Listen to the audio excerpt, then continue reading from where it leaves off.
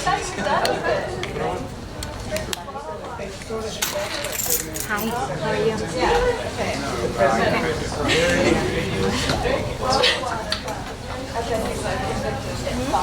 Right, right, yeah. Yeah.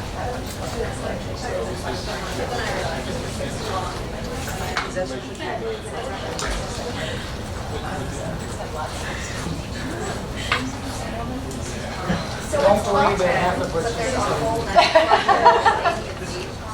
Okay.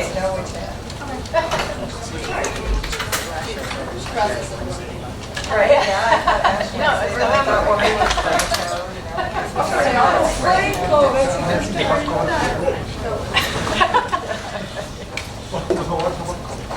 Okay, so I think we'll start. It's just a few minutes after 5, of course. No? Okay, sorry. It is not you, it's technology too.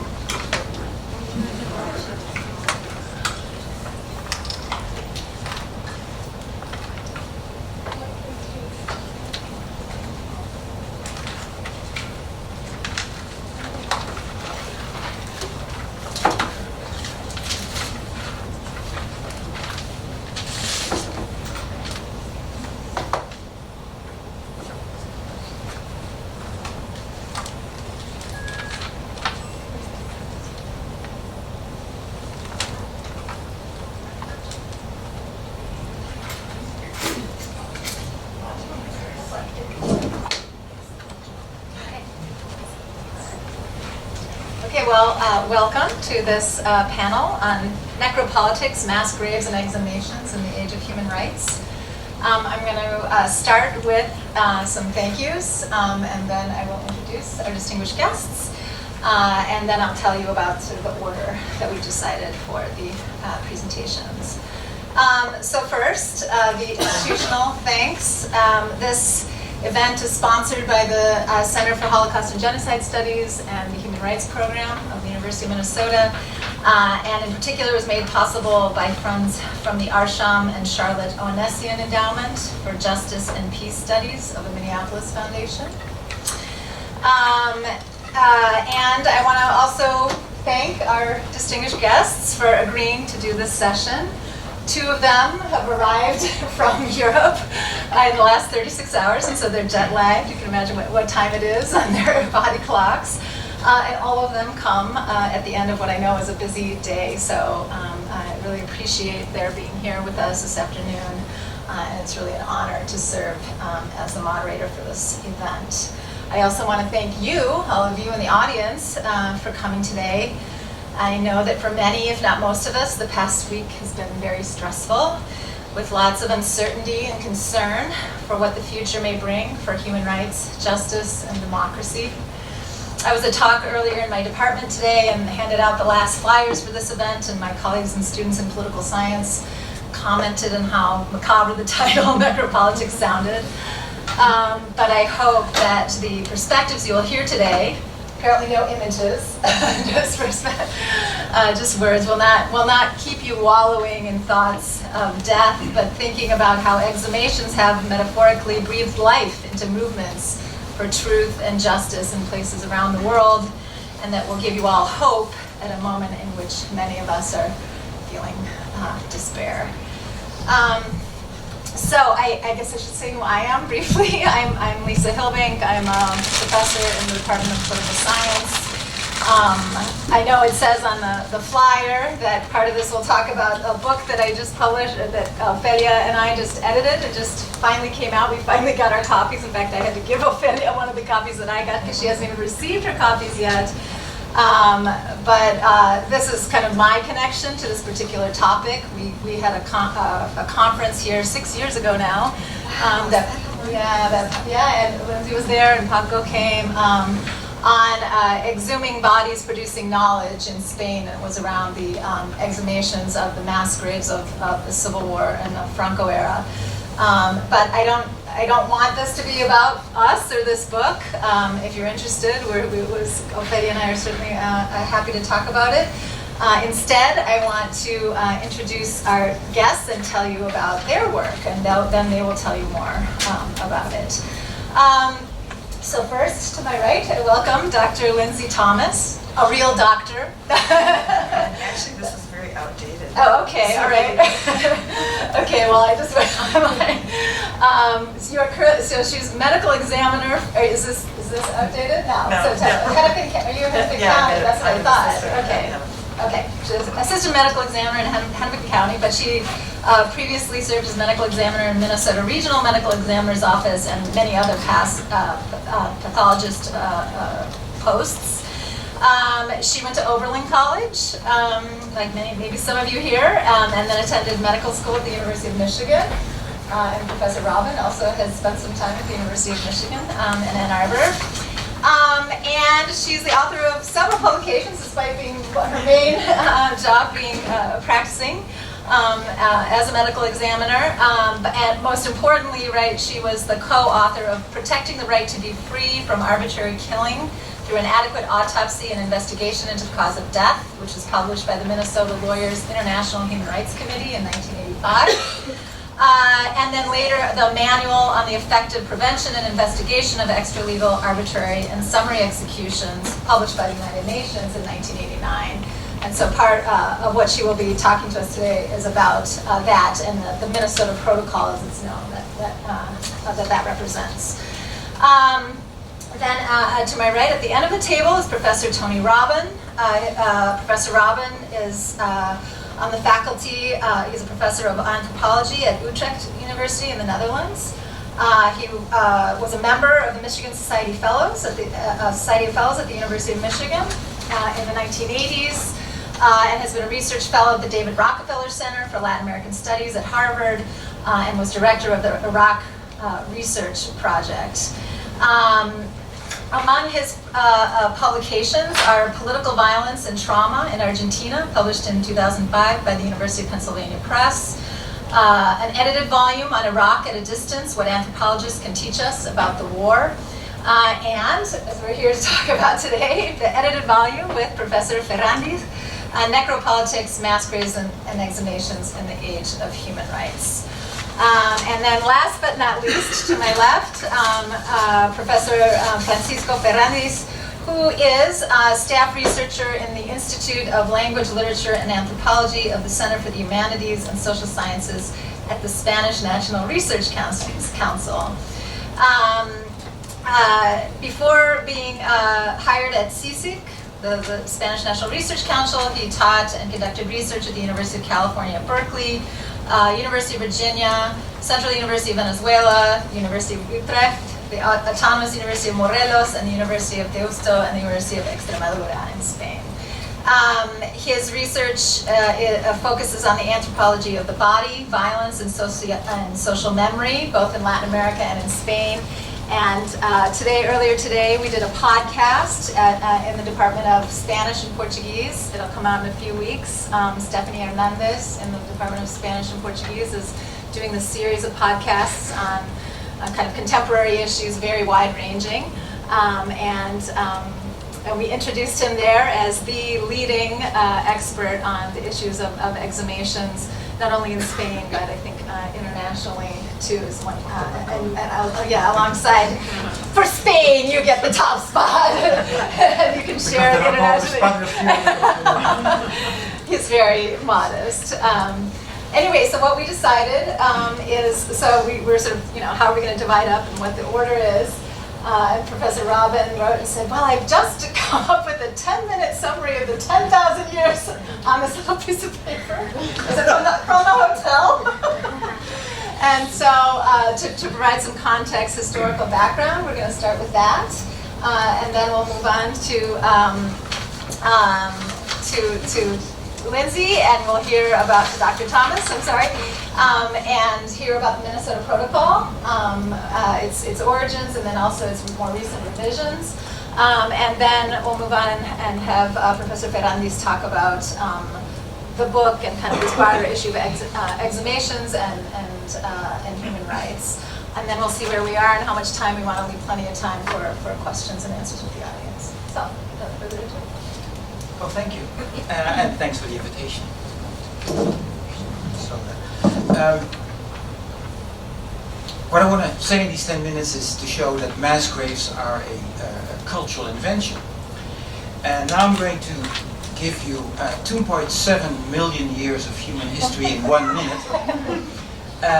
Because it's 2.7 million years ago that Homo sapiens started walking upright. And it's 1 million years ago, you see how quick these leaps go, 1 million years ago that humans became tool makers. But it's only 120,000 years ago that we find the first burial of human beings. And that's in present-day Israel. That's where people became sedentary and started building cities and became farmers. And that's when we have the first burial. Known burial was 120,000 years ago. So make a quick jump in time. And then between 6 and 10,000 years ago, the earliest mass graves. There was a mass grave discovered last year in northern Kenya, dated at about 10,000 years, and it contains over 100 individuals, some of them tied by their feet and by their hands. Supposedly these were foragers that were captured by a competing group and then tied down and killed. There was about 6 or 7 mass graves, about 6,000, 5,000 years old, which is in Germany, in the area of Talheim. Also killings, men, women, and children are in this mass grave. And the explanation that archaeologists have for these mass graves is that it denies them an afterlife. Because they have not been buried ritually, so it denies them an afterlife. It's like an ultimate punishment after death. And there's another variation on this, and you could call it a large mass graves, although people will not interned collectively. And those exist in the bogs of England, the Netherlands, and Denmark. There you have the so-called bog people. And what happened is they made an analysis of these people. And they could be of any class. They found women with manicured hands, but all of them have some kind of defect. Or they are handicapped, or they are twins. And the explanation is that the women who buried there were probably adulteresses. And what you find in these remains, and they're well preserved in the bark, so all the skin tissue, everything is there, is that they were killed multiple times over. So they were strangled, and they were stabbed, and they were, etc., etc. And then they are preserved in this bark. And by this preservation, of course, the cadaver doesn't disintegrate, and there's no afterlife. So there's another variation. So basically, what you have is you have 2 types of mass graves, or 2 types of people buried. You have, on one hand, you have murdered civilians, like the Bark people, the people in Talheim, the people in Kenya, and you have soldiers. There are also mass graves of soldiers. And these mass graves existed up to the American Civil War. It was in the American Civil War that for the first time, soldiers that had been buried in mass graves, as was common at battles. If you go to Waterloo, still farmers find ossified remains of soldiers who were killed in the Battle of Waterloo, and only officers would be taken, high ranking officers would be taken home. But it was in the American Civil War that they decided to make military cemeteries, and then eventually they would again exhume them and bring them to Arlington.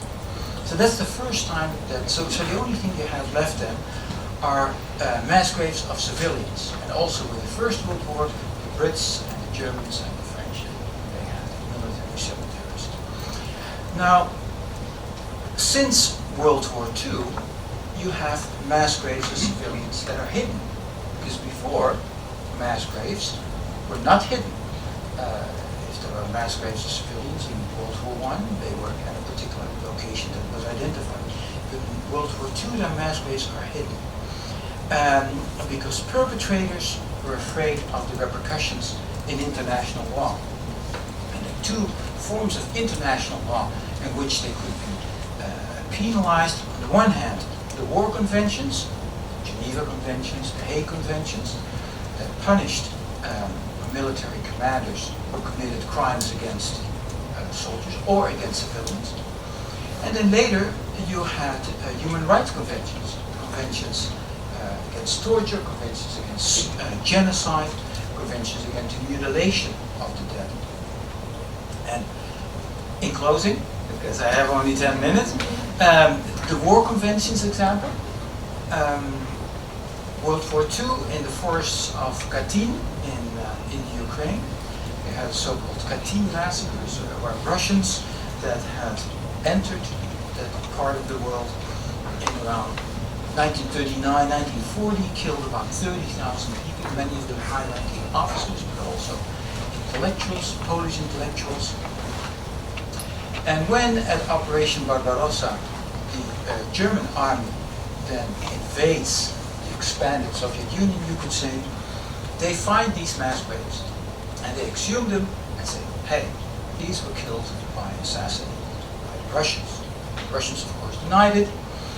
And then when the Russians pull out the Germans in those areas, they say, you see, we do exhumations and we show that the people were killed by the Germans. You see politics at work, the politics of mass graves starts entering then, and you really get necropolitics. And at the time, the Americans, for instance, knew that they had been killed by the Russians, but because the Russians were among the Allies, they were going to support them, etc., etc. And it's only when you could say democracy returns to the Soviet Union in 1990, that's when the files are opened and it is shown that actually there were Russian troops that massacred them. And curious footnote is that Putin in the last couple of years is again prohibiting researchers from entering the archives, being against exhumations because it reflects badly on Stalin. Final, human rights, an example from the human rights conventions that I just mentioned. Well, in the 1970s, you have mass graves in Argentina and Chile and Guatemala and Peru, and there these mass graves are hidden from sight because the perpetrators knew that there's going to be a change of time, there's going to be a transition, where we're going to have democracy and we don't want to be accountable to these conventions. So that's those attempts to destroy them, to throw corpses in the Andes, incinerate them, or throw them in the Atlantic Ocean. So there's hiding of mass graves because of these conventions. So this is kind of the context that is framing this book.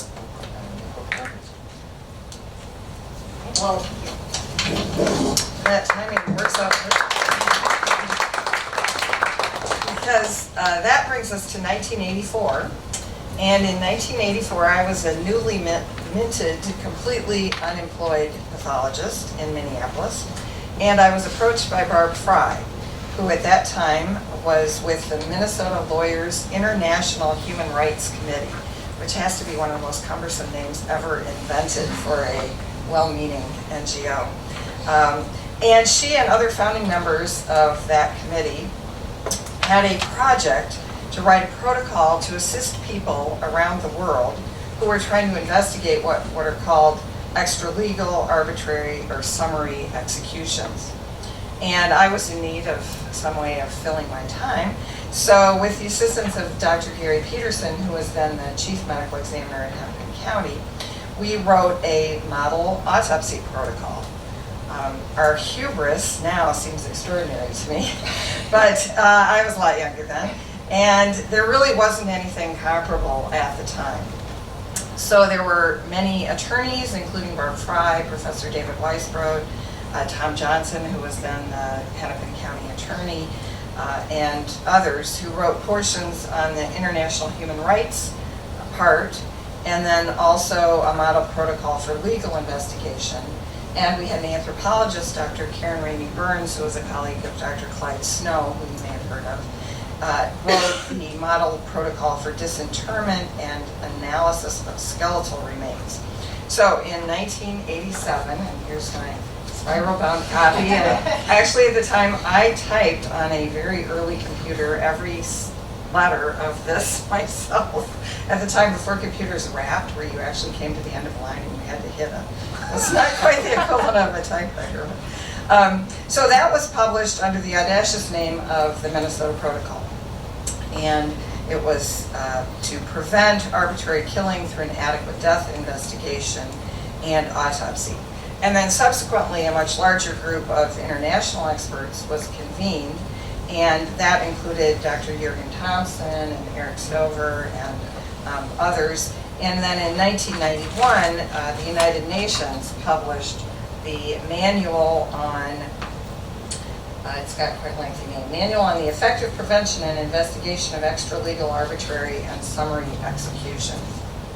And it began to be used around the world, and what's kind of funny is, even though it had a new name, it still was referred to as the Minnesota Protocol. And I would go to international conferences and people would talk about, well, the Minnesota Protocol. And oh, I know that name.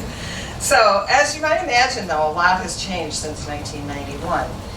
So, in 2015, the UN Special Rapporteur on Extrajudicial, Summary, and Arbitrary Executions, in collaboration with the Office of the High Commissioner for Human Rights, began the process of revising the protocol.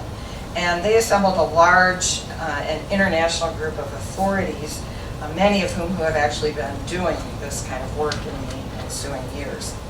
So there were representatives from Human Rights Watch, the Argentine Forensic Anthropology team, which is really one of the leaders in this whole area, Amnesty International, International Criminal Court, International Committee of the Red Cross, the International Commission for Missing Persons, Physicians for Human Rights, and many others. So this revised version has now gone through several drafts and is almost in its final version, and will be published once again under the name of the Minnesota Protocol on the investigation of potentially unlawful deaths. They kind of tidied up the summary extralic and all that. So it's fitting that we're meeting here today in Minnesota, where this protocol all began. So I'm really happy to be here and eager to learn more about this fascinating subject. And when I brought home this book on necropolitics, my husband was like, well, I've never even heard of that word. I invented that word. So, but it's a great book.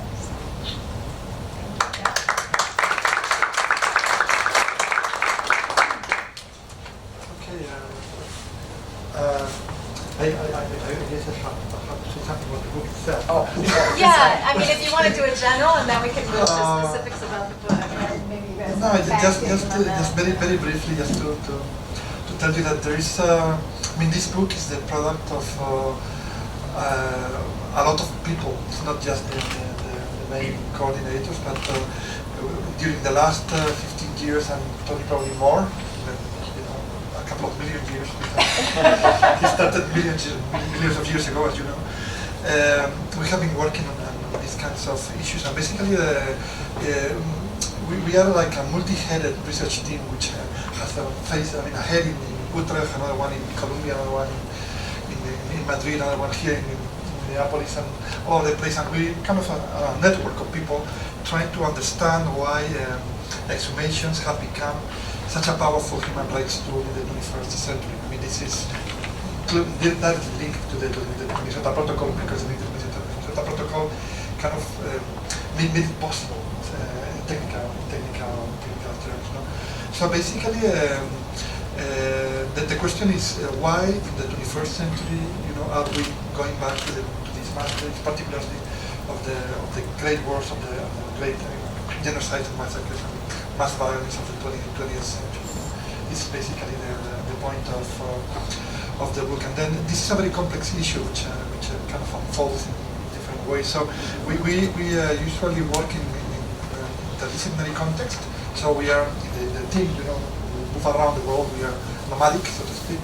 And we have forensic doctors, we have anthropologists, we have sociologists, literary critics, political scientists, and we try to make sense of these very, very complex human rights performances, which are the exhumations. This book is mostly about specific aspects. It's a comparative book on exhumations in different parts of the world, and all of it is done by, well, most of it is done by social anthropologists, which means that we have done field work, like we have done research on the ground, and what we are trying to do in this book is to try to understand the global phenomenon by accumulating or comparing different case studies. No? So, for example, there is a paper by Tony Robben on the Neolithic, not the Neolithic, on the South Cone and Argentina. And there is another paper on Peru, there's another paper on Vietnam and Korea, there's another. So in Greece, my own paper is on Spain. So we are trying to see how these exhumations being linked to human rights practices and within transitional justice framework work in different countries, because these exhumations are not just something abstract, but they are rooted, historically rooted, culturally rooted, politically rooted, and so what we try to make sense is why these exhumations have become so important. And so there are a number of topics coming out of this initial question. Like, for example, what is happening with what now is called in the social and human sciences the forensic turn, like meaning that the forensic doctors have become so important, such important actors within human rights across the world, even pushing historians to back in some places, for example, in Spain. So basically, in the book we have written an introduction which doesn't go as far in the past as Tony's presentation was now, but basically was related to Catin, but also to what the Argentinian forensic team and the work of Gary Snow. In 1985, I think it was when they found Mengeles' skull, like the angel of death. It was found in Brazil, and so Gary Snow, this forensic doctor, was found in Argentina. He came for the National Endowment, the American Association of Scientists, the AAAS, and he was invited to Argentina in 1984 for the Truth Commission, and a year later. Then he was invited for the Mengele case, and he invited a few of the forensic anthropologists he had trained in Argentina to join them. And then they formed a legal cooperation, I think in '86. That's when it became the anthropology team.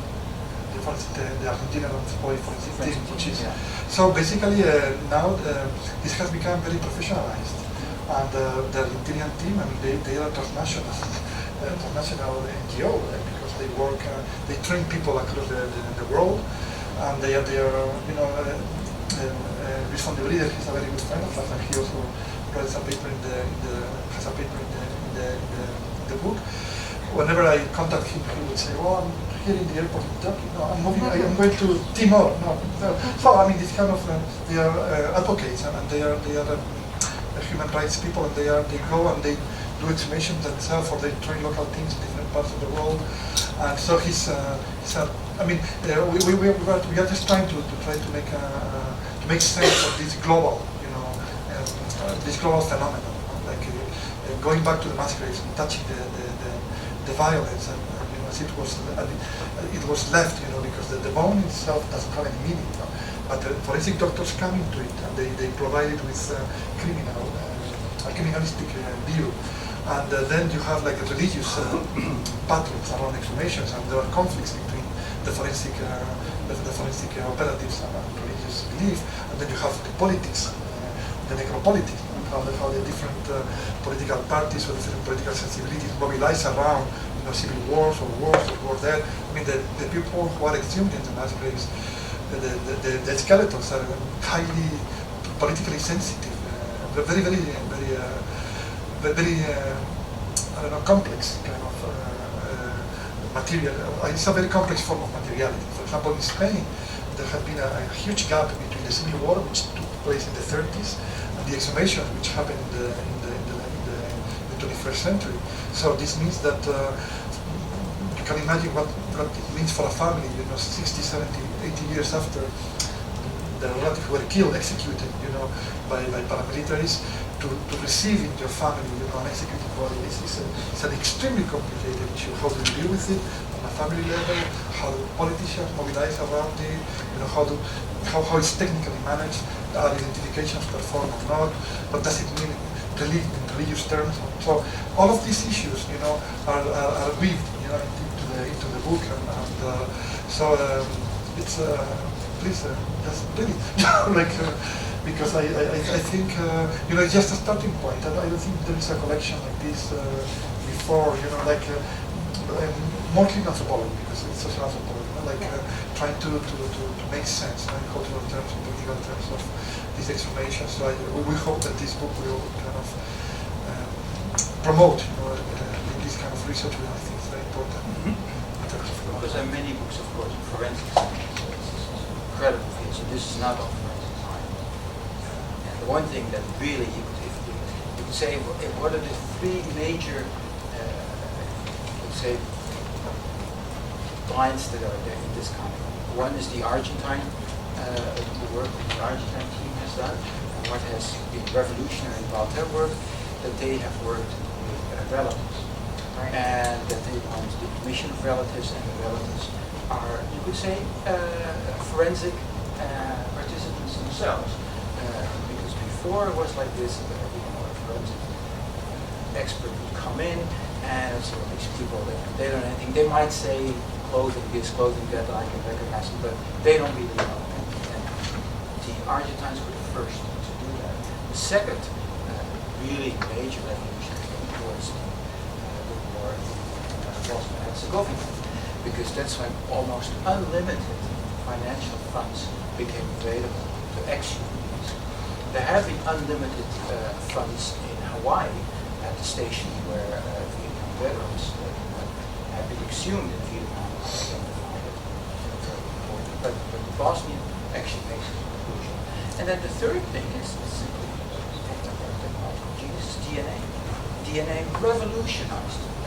Before you had to do it through dental records, when people have a recollection of the collarbone was broken, or there's this or that. And with DNA, nowadays, also becoming affordable, it was very expensive, is kind of the magic bullet that solves many cases. With only one reservation, is that the soil in which the remains are buried may actually dissolve all the remains.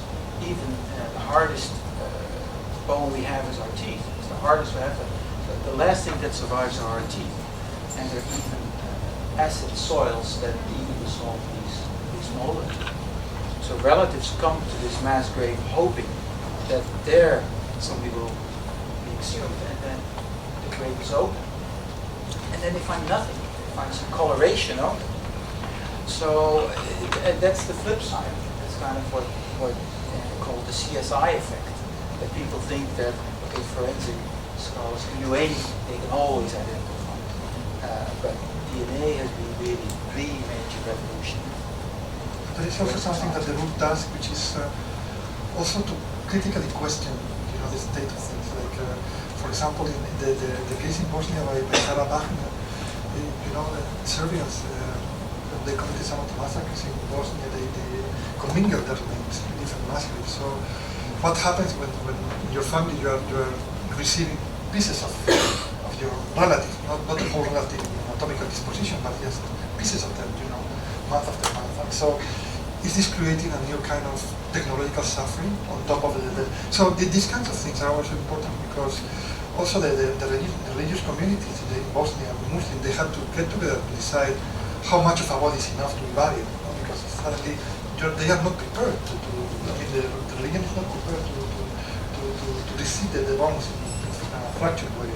So I think this is very, very powerful, because it's also about what are the limits of this forensic approach to That's highly relevant to the United States also. Think of 9/11 and the 3,000 people who were buried. And that's a mass grave. And I remember talking to a young forensic scholar who was there about half a year after 9/11, and I spoke to her a year later at one of these anthropology conventions, and she said what they had is they had a conveyor belt right next to the site, and what they would do, all the debris that would be manageable, they would get this on the conveyor belt, and it would be like 20, 30 graduate students of anthropology, forensic anthropology, picking out the human tissue, anything from pieces of nails, and you can do DNA testing on everything. The costs are going to be staggering. And so they were faced with this situation. When do we hand over the remains to a relative? And then if we hand it over, and then later through testing we find something that you could put in a matchbox, do we hand it over then? And should they then also ceremonially bury it? So then the thing comes, what do we do at this site? This site is a site which is a mass grave. So then they decided finally, great dispute among relative groups, what to do with these small remains that you could not even do DNA testing on. So they have a place. I haven't been there yet. I'm certain that some have been. Apparently below the pool, there is a place that only relatives can enter, and there are some remains that have not been identified. They can go there. So it shows what repercussions it has. It has political repercussions. It has religious repercussions. There are religions who say, and cultures around the world who say, well, if I get an arm or I get the skull or whatever, that's fine. But there are other religions that say, no, the entire body has to be collected before we can do a ceremonial burial. So what seems like technologically very simple, I can identify, has incredible cultural implication for those who are involved. One case which happened in Spain, because it has to do with the CSI effect, which basically this forensic series that we all watch, the bones and whatever. So we all have some kind of forensic meaning. We have the forensic logic, we have it in our head. And so, for example, in Spain there was one case in which a body was found in anatomical disposition, and DNA was performed on the body, and it was positive. And they said to the daughter of the person who was killed, "Here you have your father." And she said, "No, I need a DNA on each of the bones." Because, and she didn't take the body, because she said, "It's not, I know, maybe you made up this skeleton, I don't know. You have to perform DNA on each of the bones."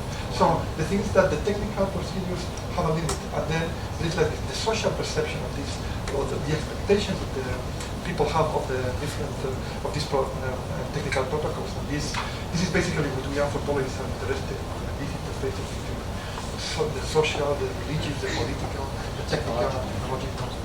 Yeah, and so I want to interject at this point just to say that there are two parts to the book. The first part is called Exhumations as Practice, and I think a lot of what they've been saying is around that. But the second part is called Exhumations as Memory. And so I wondered if you guys could speak to that. But I also wanted to highlight the fact that these are, there's kind of an interlude between these two parts. That's a photo essay by Franciso Torres, who actually came to our conference in Spain in 2010, about 9/11. So that might be of interest to some people. And then also, as you were speaking, Tony, about the different effects, one effect that you didn't mention is the legal effects, right? And so I'm thinking about sort of law and the relationship of law and human rights, right? And the original Minnesota Protocol was made by lawyers, you know, or in collaboration with lawyers. So I just thought I'd throw that out as one more thing to talk about, and then maybe we can open it up to the audience. Do you want to say something about memory? Well, yeah, obviously, apart from all these processes we've been talking about, the exhumations are places of memory, and people kind of reconstruct, you know, the past in these places, and so this is they become very, very powerful lieux de mémoire in this sense. So, but they, you know, the kind of the amount of the different kinds of knowledge that are produced in the mass grave, which are the ways in which we relate to the past, are very complex. And then, we try to analyze also how memory cultures dictate shape around exhumations. For example, in Spain, there are a number of associations, and they have different ways of documenting the exhumations, and they have tremendous fights for what. I was just in the class I was talking about this. Some of them think that the relatives, as Tony was saying, that this is the approach of the Argentinian team. The relatives are the ones who can claim the bodies, and they decide what to do with them. But in Spain, there are certain associations, for example, who say, no, this is about ideology, this is about politics.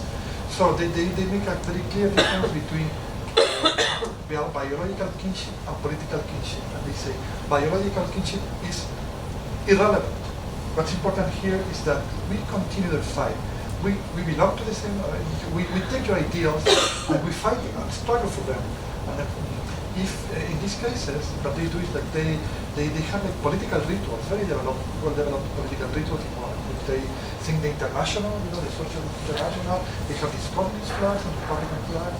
And if the exhumation is not done under these kind of rituals, political rituals, they believe this is a second kill of the and this also happens in Argentina. We disappear. Some of the associations are against the exhumation. And also some rabbis are against the exhumation of Jews in the mass graves in Europe. So there are like memorial cultures around taking shape around the exhumation, which are very complex and sometimes get into contradiction with either the legal or the technical aspects of it. And in some ways, these transitional justice ideas of truth, justice, and reparation, conflict with the religious ideas, and then on the ground. And so this is some of it is in the book, and some of it we will kind of try to work through in the future, because it's a growing field, and it's really happening everywhere. Let's leave it here and open it. Okay, wonderful. So what I'll do is I'll take 3 questions maybe, and please introduce yourself before you speak, and then we'll let them answer. So, yes. So I'm Jochen Savelsberg of the Sociology faculty here. I work on law and collective memory pertaining to mass atrocities. And some people invest a lot of hope in legal proceedings as strengthening collective memory of mass atrocities, and they have a point. But we can also look at the limitations of law, especially criminal law, because it tells a very selective story. We use the term institutional logic, right? It points at a few individuals as perpetrators. It has a specific evidentiary criteria, certain categories it has dichotomy of guilty, not guilty. It's a very reduced narrative. And of course, and Paco, you I think referred to this a little bit, but I would like you to think a little more about it. There is an institutional logic to the exhumation of graves, the story of mass atrocities. We might invest a lot of hope, like President Roosevelt and Justice Jackson invested a lot of hope into Nuremberg. But again, like in law, there are limitations. So what does this story that comes out of the mass graves look like compared to the story that comes out of a criminal trial, or the story that comes out of historians' accounts? If you could speak a little bit to the limitations that the, if I use that term, institutional logic of exhumations imposes on the history that is written through this means. Okay. Anybody else who wants to join in? Okay. Well, I had a similar question. Introduce What? yourself. My name is Ophelia, and I'm from the Department of Spanish and Portuguese Studies. And I had a similar question because there's a book that I know Paco you'll know, but on the exhumations in Spain, Exhuming Loss, and this woman who went and as a participant observer, and she made a comment that I found very interesting, and it's a little similar to what you were asking, and it maybe connects to this idea of like the forensic term. But she was saying that without necessarily being acknowledged, the fact that the forensic doctors are the ones who are becoming the authorities in the exhumations, it might actually be very limiting in terms of how we understand the phenomenon of the violence that's being interpreted. And so I was interested in you talking a little more about, you know, what could those limits be. I mean, and so, you know, because there is a certain logic to that enterprise, you know, as done by a forensic doctor that maybe leaves out other ways of understanding that violence. And her point was that this is not necessarily acknowledged, and that you know, that should be acknowledged. And I think it's a similar question to what he was asking. Okay. I'm Ana Porcelito in the Special Politics Department also, and I want to know if you're talking about, if maybe I misunderstood, two different moments in the necropolitics. The moment of the politics around the cadaver or the dead body that takes place in authoritarian regimes, for example, or massacres or atrocities. But also another moment in the necropolitics that is more related to struggles of human rights, as of two different type of necropolitics. I haven't read the book, but that's what I understood in one moment that you were talking.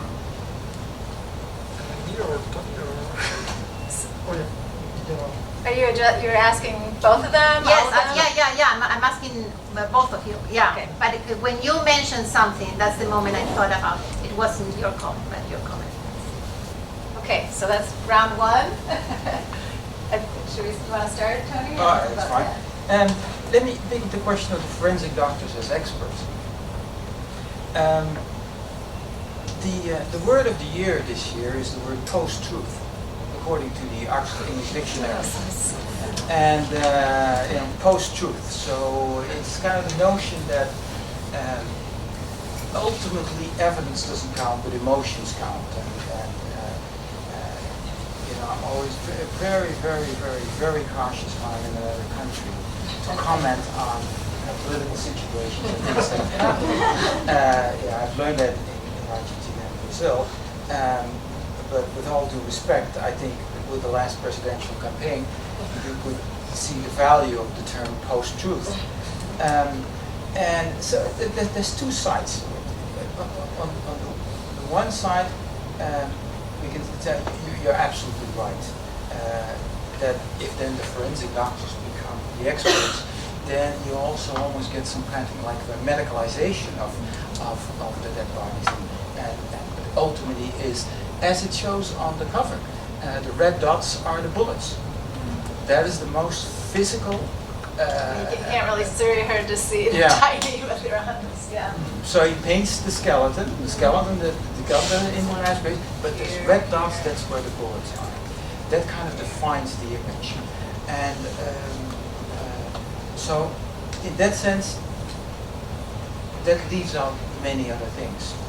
But on the other hand, we shouldn't go to the other extreme of denying the evidence that there is. And, if for those of you who have been at mass graves, really admirable work that people do. So in that sense, I would like to balance that a little bit. But of course, there are many, many truths and many realities around that. There's an anthropological truth and there's a legal truth. And to pick that question quickly, what are the limitations of exhumations? Well, we also know the limitations of legal procedures. O.J. Simpson case is a nice example. Where basically there's two truths. There's the truth of the criminal trial and the truth of the civil trial. And also with exhumations. Because one of the problems of exhumations is that it's not, it's difficult to establish with in material means who are the killers, who are the assassins. And in Argentina they would say, well, the bullets that we find there are bullets from an Itaca machine gun. And only the military used Itaca machine guns. Okay, then the military would say, well, but these guerrillas, they would assault, our armories and they would steal these things. There are very few cases of that.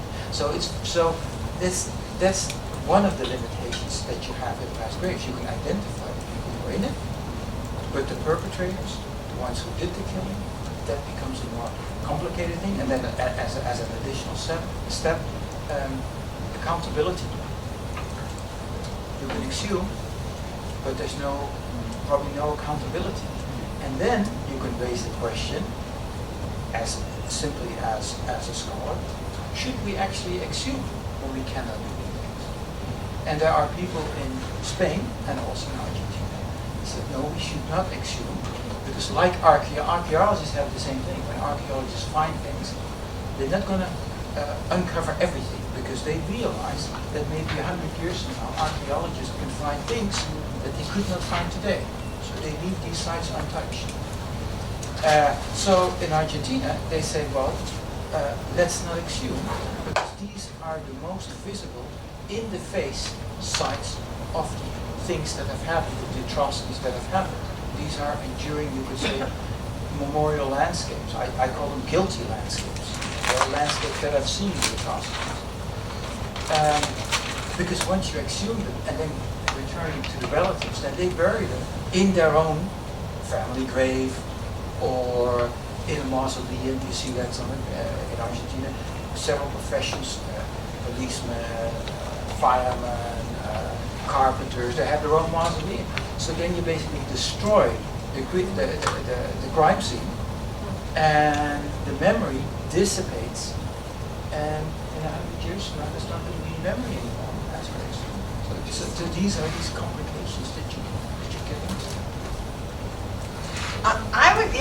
Those are really excellent points that you made, and I think it's one of the biggest changes when I think about when we were starting in the 80s, is we were very focused on, let's solve this problem the same way we would do a burial in our backyard in Minneapolis, and let's collect the evidence with an eye towards the criminal trial. And the family was very much secondary. I mean, yes, of course we wanted to answer their questions and find their loved one, but it really wasn't about that piece or giving meaning to it in that way. It really was focused on the criminal.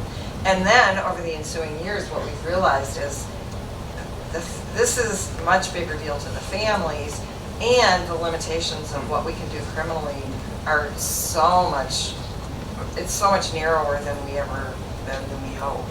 And so I think that's one of the things that you'll see in the third edition is this real switch to including the family and the storytelling piece of it, the memorializing piece.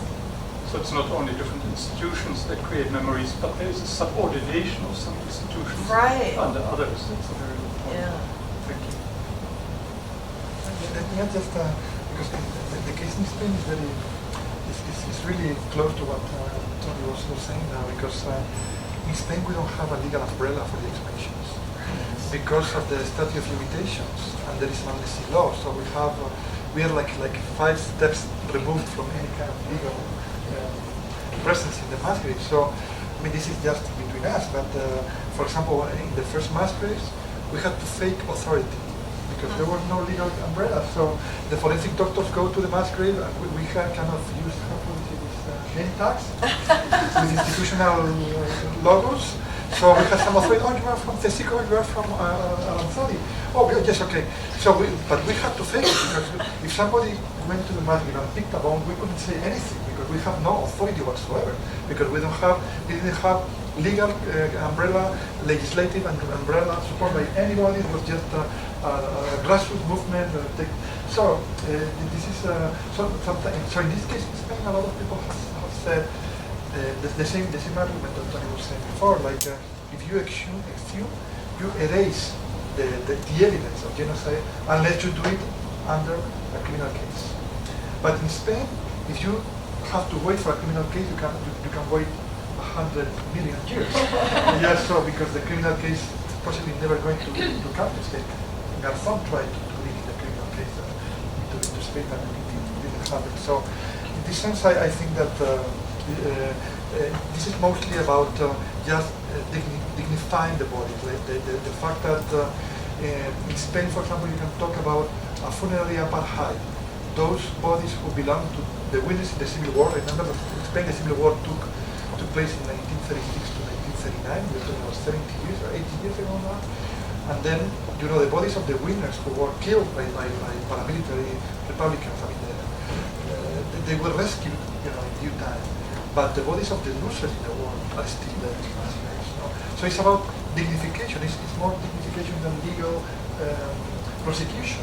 So this is a totally different framework. So people who are for exhumation would say, the thing is that we cannot allow this mass graves to continue in a democracy.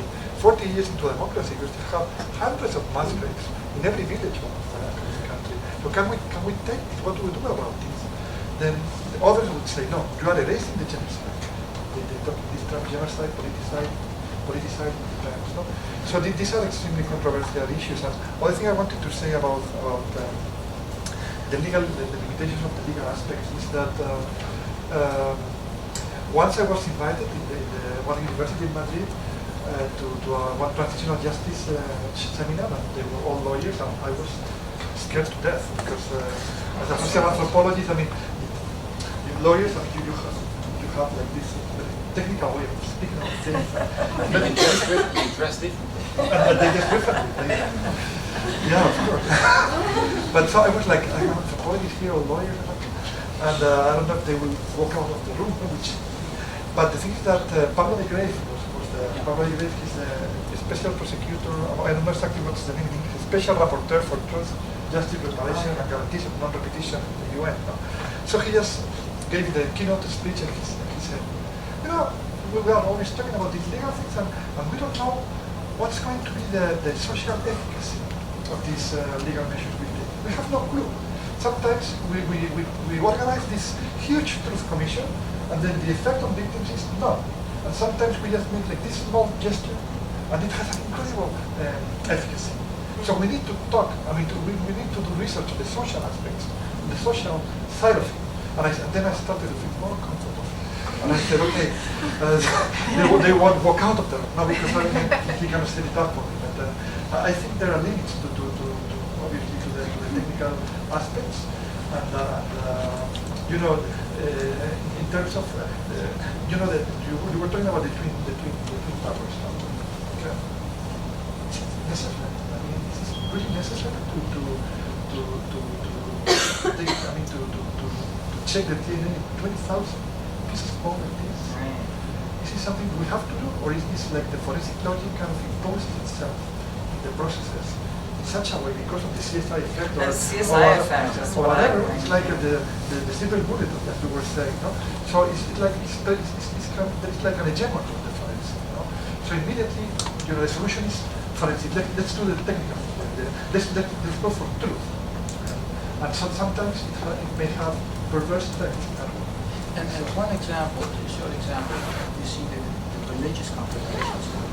I think probably a number of you have read the book Neighbors by about the village of Jabapol in Poland, where Jews were put in a church barn and they were incinerated.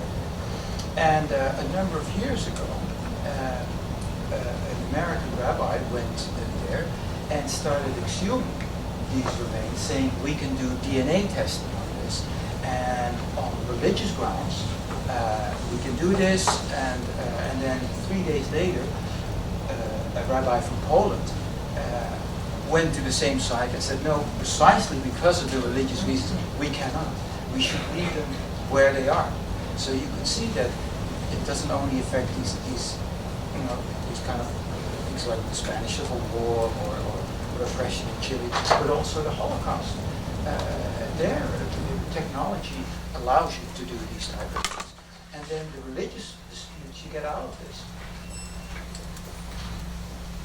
Okay, should we take another round? Yes, sir. Please Yes, say your name. Alfred Kay, and I wanted to ask you about Putin. That Putin is discouraging exhumation of bodies from Stalin's period. Could you go into more detail about that and why he's doing that? That's one. And two, has exhumation of mass graves, has that gone on in Cambodia also, where, due to the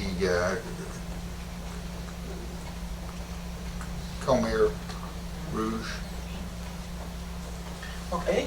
Okay, so maybe we'll take two more, and then I think, is there another question? Yes. Can I go with the panel?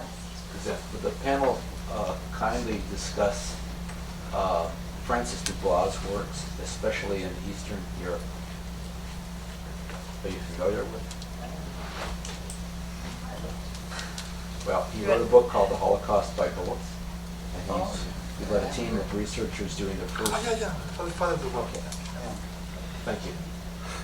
Okay. Well, Wait, one more. Oh, yeah, wait, one more. Sorry. Yeah. Neil, graduate student at sociology. Just curiosity about the rule of the death. I mean, I know there was just been published a historical book on how the social rule of death in our society. So I wonder if you have anything, by working with bodies, obviously you are bringing them back to life or putting them back into the social world. But what about just the rule of death per se in that conception, if that makes sense? Okay, so now we have three. Okay, so let me start with Putin. So what happens is when, first of all, when Gorbachev comes into power, he's the first one to open the archives on Katyn. And then comes Yeltsin, but there's so much turbulence within Russia that it's not even be touched upon. And then comes Putin, and Putin at a certain moment, and you may recall that a number of years ago, there was a commemoration of the Katyn massacre, in which the Polish president and the head of the armed forces and a following flew to an airport near Katyn to have that commemoration. What happened is the weather wasn't particularly good, and the plane crashed. Now there's a couple of reasons why the plane crashed. There's a couple of stories that go around. One was bad weather. The other one was that the president of Poland, Kaczynski, forced the pilot under bad weather to land. Now, half a year ago, a new theory has arrived. And the theory is that there was sabotage, and that the sabotage came from, well, ultimately, Putin. So, the new president of Poland, who's the twin brother of the old president who was killed, has now called for exhumation of the people who were killed in that plane crash, in trying to find if there's anything there that could be found to link it to Putin. But there's another link of Putin to exhumations. There is a movement that started in, I think it was 1991, it's called Memoria. And it's a movement of relatives of those who have died in the Gulag. And they started exhuming people. They started making small museums. And in the last 2 years, the offices of Memoria, it started in Moscow, but also offices in other parts of Russia have been raided by police for whatever reason. Usually it's something like you're receiving money from Europe or the United States and you're not paying taxes on it or something. And then they take the computers, they destroy the archives, they repress any collection of, trying to destroy the memory that has been put together painstakingly by volunteers who travel hundreds of kilometers and miles to do this work, all in a way to repress the memory of the Gulag, just as the memory of Katyn. There's clear links between the two. To make Russia great again. Sorry? To make Russia great again. Yeah, to make Russia great again. Now we can start speculating why that is. We can start speculating why that is. And then it's up for grabs. But it goes at least to show that there's necropolitics going on from the Kremlin, related to Katyn, World War II, and the many atrocities that the Red Army committed in all the areas they conquered, and related to the Gulag. So let me leave it with that. The question about death is, of course, a very interesting one. I'm not entirely sure that I understood your question, but that doesn't mean that I cannot say anything about that. You're a professor. I'm a professor after all, and I know that in lectures sometimes you get questions that you don't have an answer to, whether you make them up, and then you get good evaluations, because that's ultimately what we do it for. The first thing that struck me that you said about the resurrection of life, and that is interesting, because here you can see how there's two things that I can take, two and let me do both of them. First of all, what is our notions of death? What is death? And this has been very common in many societies, is death sets in when there is cardiac arrest and when there's no pulse. When there's no pulse and then there's no breathing. So breathing and heart defines death. But what happens in 1967? In 1967, you have the first heart transplant. And then our notion of death has to change. Because if you do cardiac arrest and you do pulmonary arrest, then you cannot use the organs. So that's when a committee, Harvard committee actually got together, and when it's Harvard then it's legit, doctors, physicians, ethicists, and said, let's find a new way to define death. And that's when the notion of brain death came on. And once they defined brain death and brain death was accepted, then you can take organs, and then you can take the heart, and then you can take the kidneys. In the US, that was quickly accepted. The authority of the physicians was accepted. And the majority of the American people accepted that death actually was defined by a permanent coma, you would say, loss of consciousness. But if you take one example, in a country like Japan, that was not accepted. And that's why in Japan there are hardly any organ donations, because they say death is a process. It's a process, it's a drawn out process. You cannot just say even when the heart stops beating that a person is dead. So that's the first thing I would say. What is the notion of death that we're talking about in the cultural sense? And then if I take death to the forensic side, there's something very interesting that happens with these exhumations. When in Argentina they did exhumations, and then the relatives wanted to see the remains, they would put the remains, they would order them in the way that a forensic doctor would do that, with the ribs on one side and the column this and this and that. And then certain relatives began to say, yeah, but it doesn't look like my son. And that's when they started organizing these bones in a way as a skeleton actually looks. The skeleton, of course, without the soft tissue.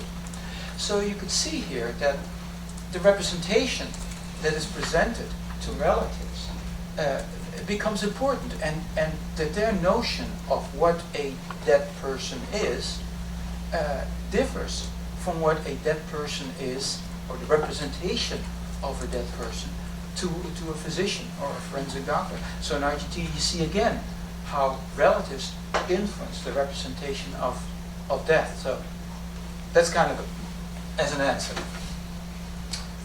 Good job.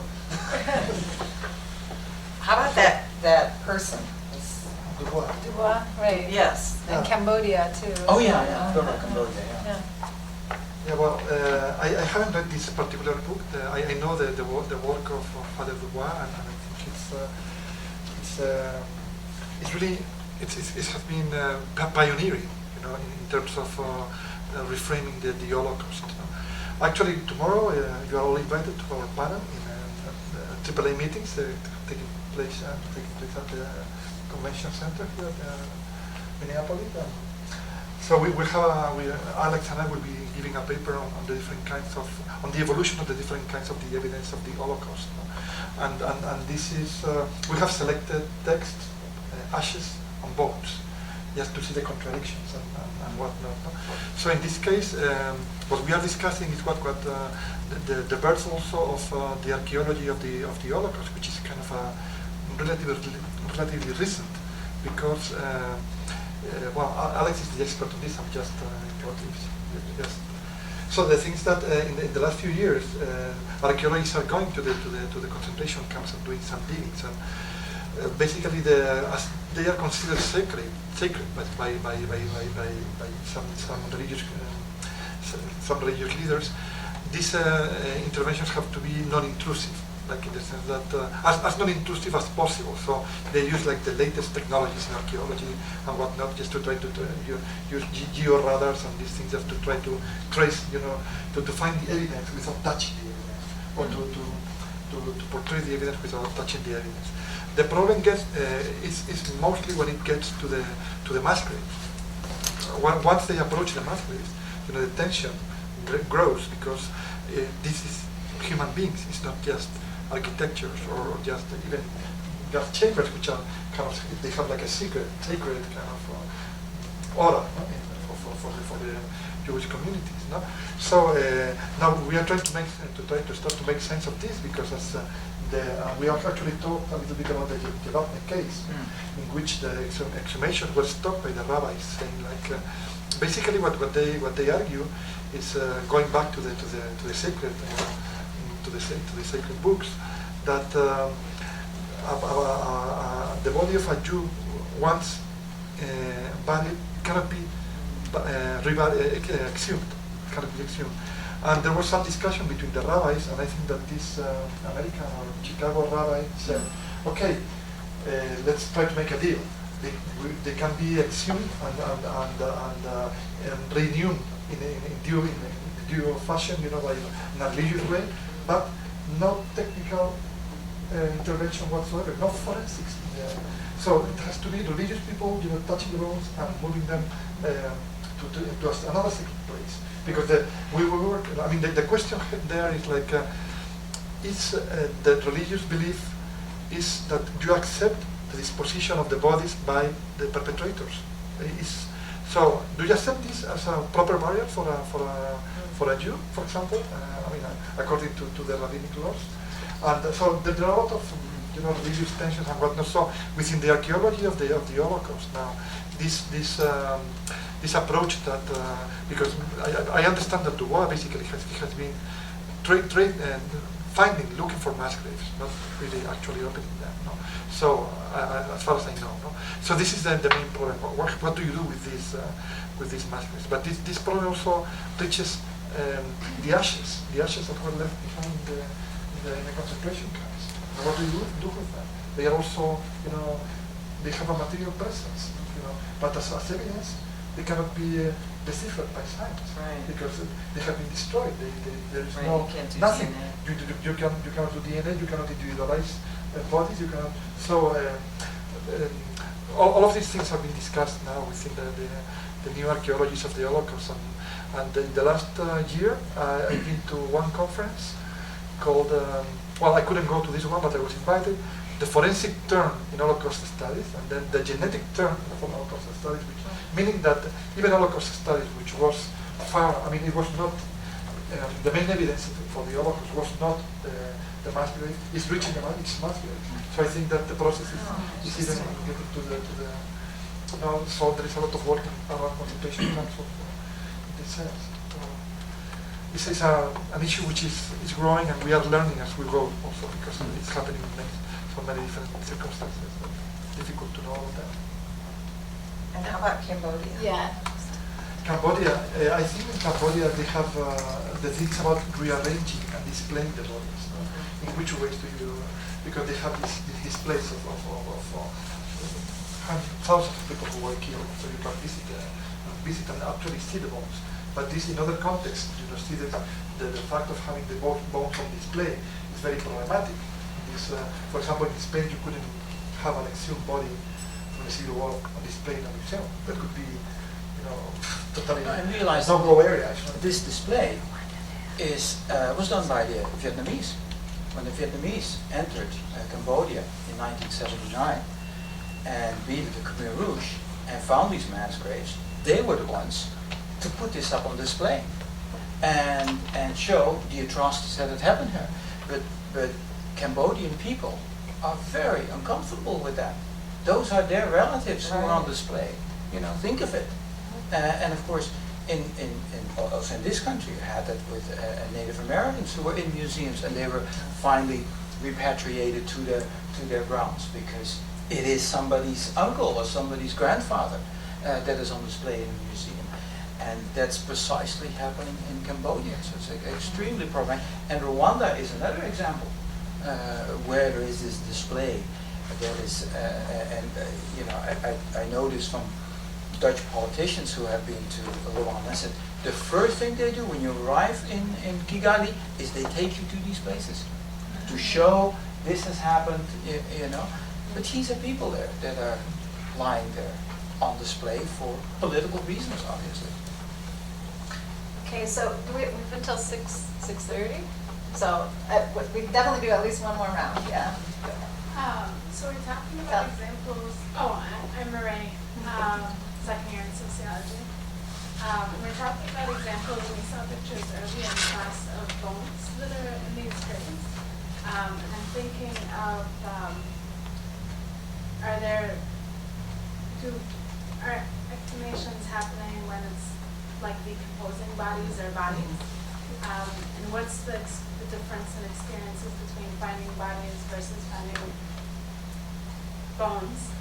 And I'm asking this because I'm thinking, because I can't help but think about Syria now and the mass graves now, and what the logistics even is to identify mass graves and then go through the process of exhumation.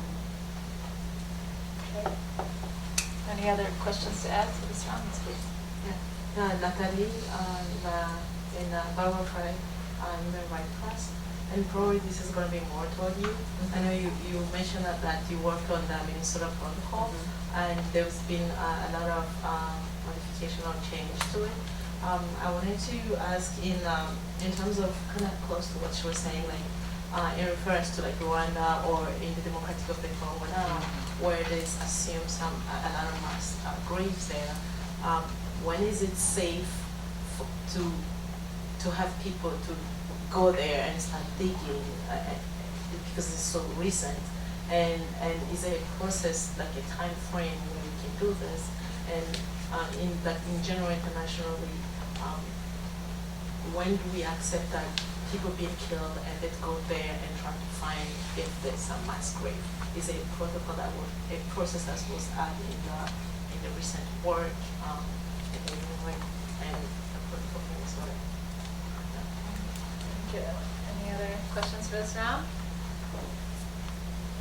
I have a question. I mean, thinking about the big question about like the effects of exhumations kind of socially, if you could talk a little bit about like the kind of iconography related to them, like the images, and you know, is there a particular way to explain like the power of images, or you know, from the fact that does it make it more possible for them to be talked about and circulate more, or even like sometimes like the images, I sometimes think like, you know, there are traditions of representing kind of death, and so some of the images then tap into those traditions, and how does that maybe help explain the effect of the social effect of exhumations, but the impact of the kind of visual aspect.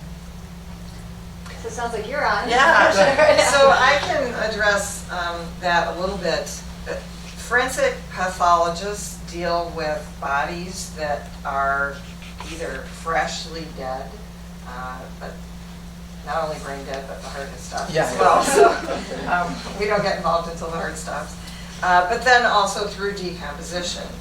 And then there's this kind of gray area where a body is really decomposed and starting to skeletonize, and at that point then both forensic pathologists and forensic anthropologists will be involved. And then once the body is completely skeletonized, then it's going to be mostly forensic anthropologists. And so in all versions of the protocol, there's a focus on if you do get a fresh or recent body where there's still tissue, things that you do, and then at the other end of the extreme, when it's just skeletonized bodies, ways that you examine. And then, of course, a lot of these are going to be somewhere in between. And I think the place that was most clear was in the former Yugoslavia, because people did get in there, and in terms of safety, that's really a challenge. There was a UN force that went in fairly shortly after the violence had ended, and they were staying in safeguarded camps, the forensic pathologists and forensic anthropologists, and they had to go kind of in convoy and to get to the graves, and had to have mines, people check the roads for mines, and they couldn't get off the roads and all of that kind of thing. But that was one of the places where there was still flesh on the bodies because they got there, quickly enough. I think, again, talking about Syria, it partly depends on the climate. If it's very hot, bodies decompose very quickly. If it's very dry, they'll mummify. So there's a lot of that. And I think with respect to the safety question and where to look, that's when you get into it's really the people there who know where they are, or who at least have ideas about where the graves are. And with respect to safety, that totally then gets into the political issues of who's in charge of that piece of property.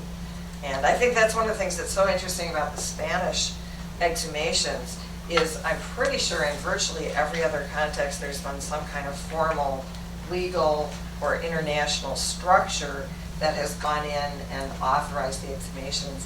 And in Spain, it was just people just started saying, we want to know what happened. And it's such a unique... Could I add a little bit to the question of Syria and safety?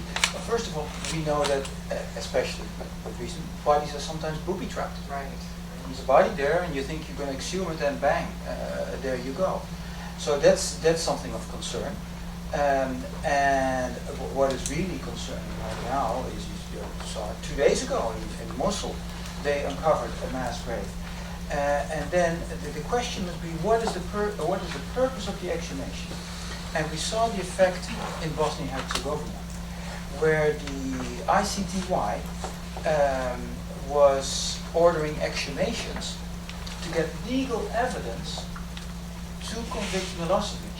But the problem was that the search for the legal evidence destroyed forensic evidence that could make identification possible. See, so that's why protocols like these are so important. That they're not just looking for, okay, here's a person who was killed by a shot through the head. Okay, we have proof that it was that. But next, and you see that on television. I mean, I'm horrified sometimes. You see that on television where they just in bags put all these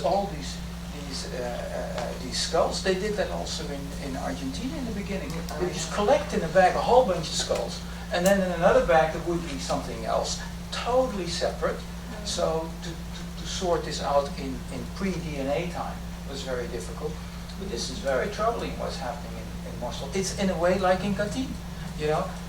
We're uncovering these bodies to show that Daesh did these terrible things, which they did, but they're also relatives. These people also have relatives, and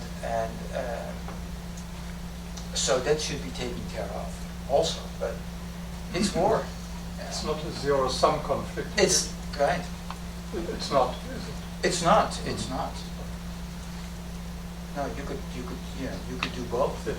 but it takes extra time. It takes care. And you have to be thinking of it. One of the things early on in the protocol, the early protocol, was you put the clothing here and the bones here because we're focused on the bone identification. Well, then later we realized, no, the clothing has real Right. significance to families, and so as long as possible, keep the clothing with the bones because the family is gonna, that doesn't look like my son. He didn't wear his clothes, that kind of thing. So that's something. And then that we're hoping that the learning. clothes fit, because what you'd have also, that prisoners would be undressed, and then later there's just a pile of clothing, and then have to put on clothing would be somebody else's, Right. and then kill them. So you cannot 100% trust the clothing either. To complicate things. People do horrible things to other people, and they try to cover up their trail, in multiple ways. It's so the iconography. The iconography, yeah. Talk about it. Well, it's an extremely interesting topic, and I have done some research on it, and also with Alex on what we call digital memory, for example, no? Because now the case in Spain is also different in this topic, because as there is no control of the exhumations, there are tens of thousands of images taken on each exhumation. Because if it's a legal case, it's under the secrecy Right. of the summary. So how do you call it? Like somebody's secrecy, or I don't know. You cannot. There's a control over the images, Right. Which are. But in Spain there is no control whatsoever. So you can basically say, please be a little respectful, but that's all what you can say. So with smartphones, there are like hundreds of images being taken of each exhumation, and so they have been uploaded, in real time. And I do sometimes what I call like Bluetooth ethnography. I get to a place and they will say, oh, you are late. Let me throw into your mobile phone like 100 pictures I took. So I get my mobile phone and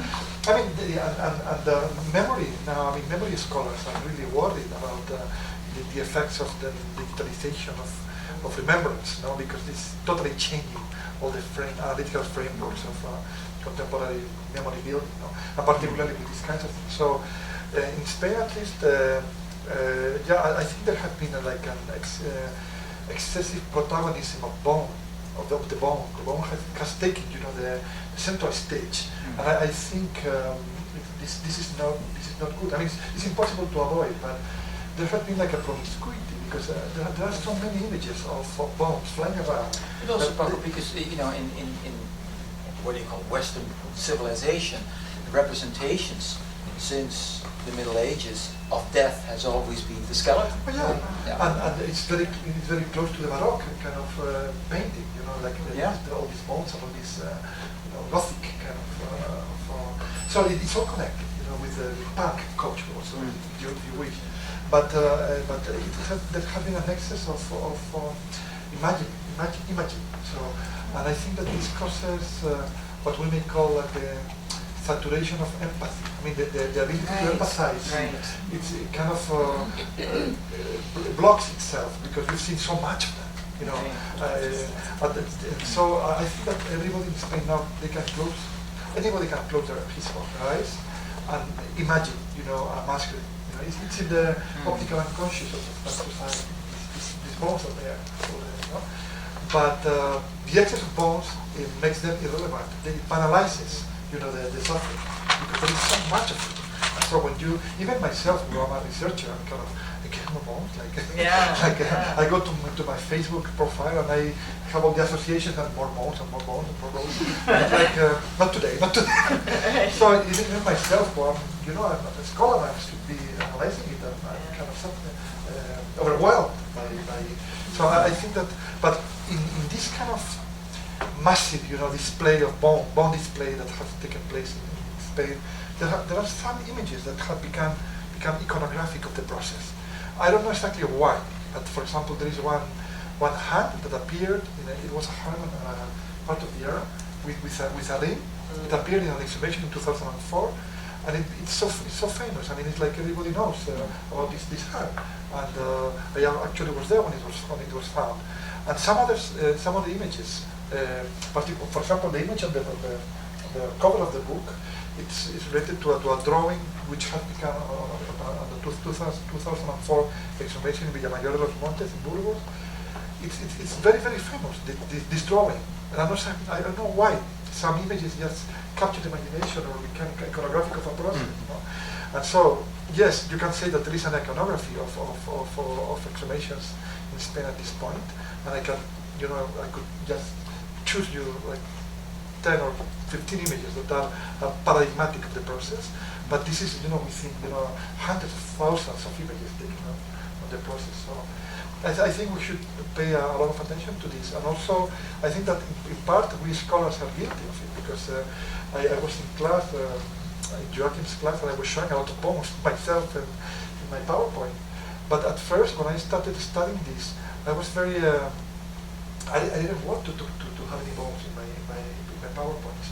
But I would be giving maybe a presentation like this with two forensic doctors. And the forensic doctors were like bone after bone after bone after bone. Yeah, it's pretty rare that I show up without photos. It's like just very bullet holes and whatnot, and I was like a man just putting a flower. I was kind of the social part, this kind of social part of it. And so I think I have absorbed part of these bones into my. But this is because you get kind of reciprocal contamination of pollution, between different professionals, no? And so now they also show flowers. Well, that's good. You had a good influence. It's not just fun, but this is a process, a very, very complex process, and I think it's very interesting to follow up. In the 19th century with photography, you see an enormous expansion of photographs of people who are dead. Make a photograph of the death of a child or whatever, and that would be circulated. And at a certain moment in the 20th century that we stopped doing this. That was very common in the late 19th century. All these images of children. There's a wonderful book called, I don't know if you've seen it, Wisconsin Death Trip by Lindsey, I think is the guy, Lindsey. And he in Wisconsin, he got hold of a photographer, had many of those photographs. Wisconsin Death Trip, wonderful study. Lindsey, L-E-S-Y is his last name. And then you see that, all these images that were taken by the town photographer. So we should end. Yeah. No, well, I think probably it's getting to dinner time, and so anyway, let's thank our guests.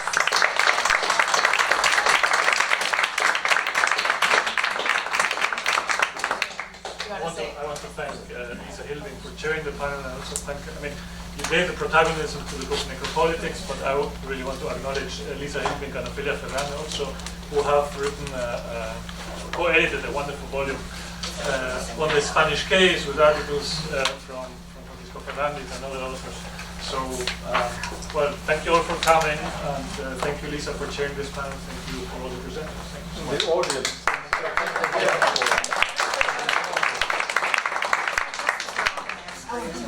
When do you there's some red, some green, some yellow, right?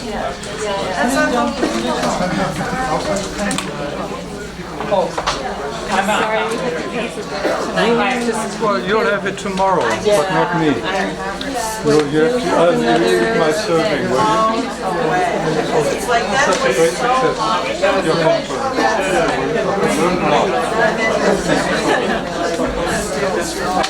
It's been a pleasure enjoying your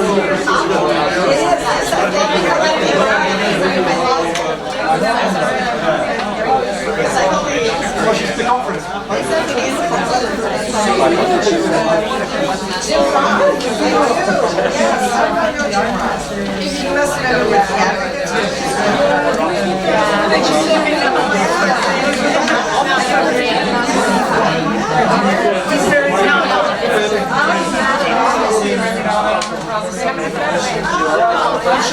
On this topic.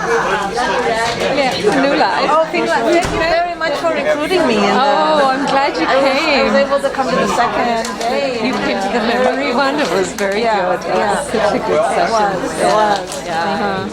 It was a good 2 days. It was interesting. Yeah. So you'll be working I on don't know what producing we'll something? do. I think we will. We've been, my institute, it was a collaboration between also my institute in Belfast. A lot of my colleagues from there came. And we've been trying to grapple. We got a little bit of it on day one. It's just like, what does this whole election mean for transitional? So we're exporting transitional democracy to these countries, And then look what's happening here. I think it raises some really big questions, but also the kind of transitional democracy we can export has been pretty lousy.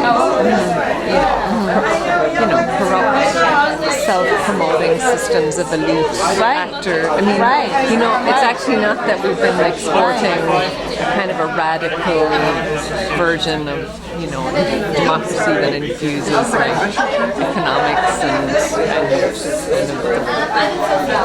participate. I mean, it's not. So in a way, we're getting back what we've been Right. So That's partly what this election was kind of about, right? It was this pushback, no? Yes, yeah. I mean, once you start getting into the political system, people that you're not comfortable with. Right. So I don't know how to. I think we'll try to thread together some of those bigger ideas, but it's hard to know. I'm so hard to know. Did everybody know each other? Who was there? A lot of them did. I'm sorry.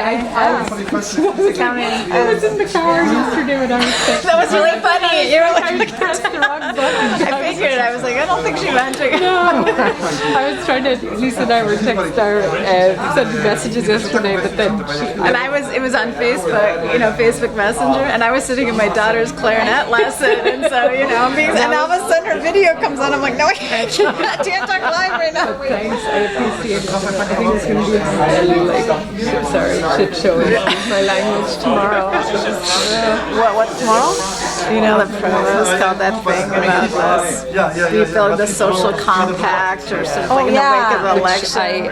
I know, but So she has to be on the panel. Oh, you're my dean was at. So Alex, not Alex, This isn't still on. We should probably stop before. How do you start? Oh, is it taping? Oh, there's a red dot.